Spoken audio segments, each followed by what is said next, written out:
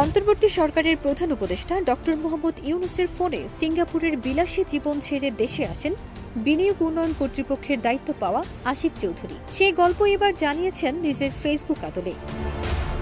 আশিক চৌধুরী বলেন, সরকারি চাকরির আজকে 1 মাস হলো। সেপ্টেম্বরের মাঝামাঝি এক দুপুরে প্রফেসর ইউনূস হঠাৎ ফোন করে বললেন, আশিক, দেশের মানুষের সেবা করার সুযোগ পাওয়া গেছে, আসবা নাকি?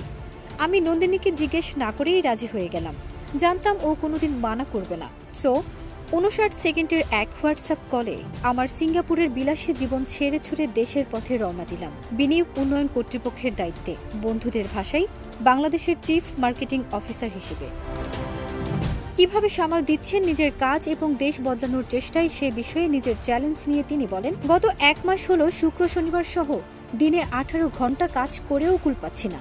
প্রায় 250 সিইও ব্যবসায়ীদের সাথে কথা বলে বোঝার চেষ্টা করছি তাদের সমস্যাগুলো কোথায় আর কি করে তার সমাধান করতে পারি, নতুন ইনভেস্টমেন্ট কিভাবে আনতে পারি। চেষ্টা চলছে, ফেল করা যাবে না।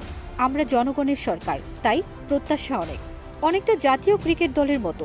সবাই চাই আমরা জিতি, কিন্তু পরের বলটা একটু খারাপ হলেই সবাই হা হা করে ওঠে।